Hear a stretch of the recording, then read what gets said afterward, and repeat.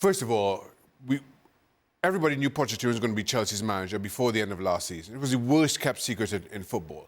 So while Todd Burley takes a lot of the criticism around the signings, certainly, well, since he's been there, but certainly this summer, I cannot sit here and think that Pochettino didn't have some kind of a say in who was brought in over the last summer. I refuse to believe that he did not, that Pochettino knew nothing or didn't have a say as to who came in.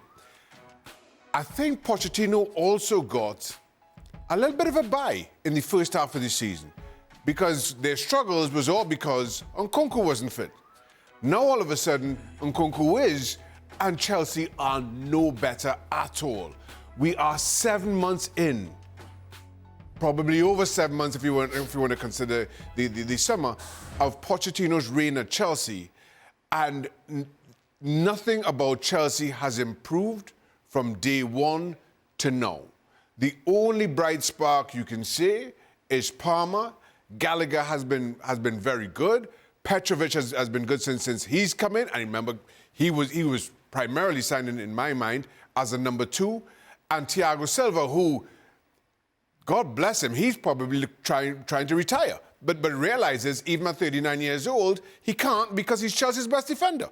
Yeah. And for me, while yes, we could throw a lot of the blame at Todd Burley and a lot of the disorganization around the club at him, Pochettino hasn't done anywhere near enough to justify being able to show up now 7 months in, and all he can offer is, I apologise to the fans. That's not good enough. Now, a lot of fans might say this from certain clubs, but I think if you were to ask Chelsea fans, what's the one thing you would change at that club if you could? It wouldn't be the manager, although he shoulders a fair amount of the blame, and it wouldn't be certain players, it would be the ownership.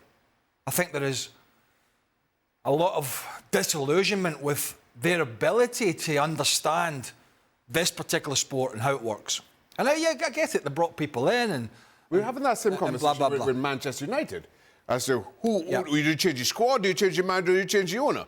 And more times than not, people would say the owner. So it's kind of the same thing. No, it is, but I'll be honest, I don't really see any light at the end of the tunnel for Chelsea.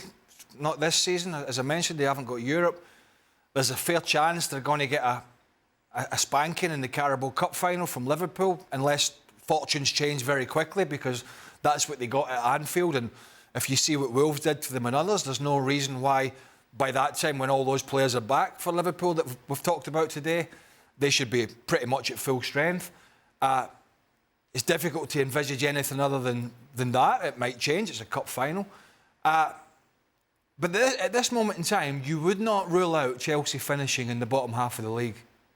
And that's some statement when you consider the amount of dosh that's been spent at that football club. And they have reportedly one of the top coaches in Europe, and Mauricio Pochettino. That's what he's supposed to be, but you go to Paris and talk to people over there, they'll tell you that wasn't the case.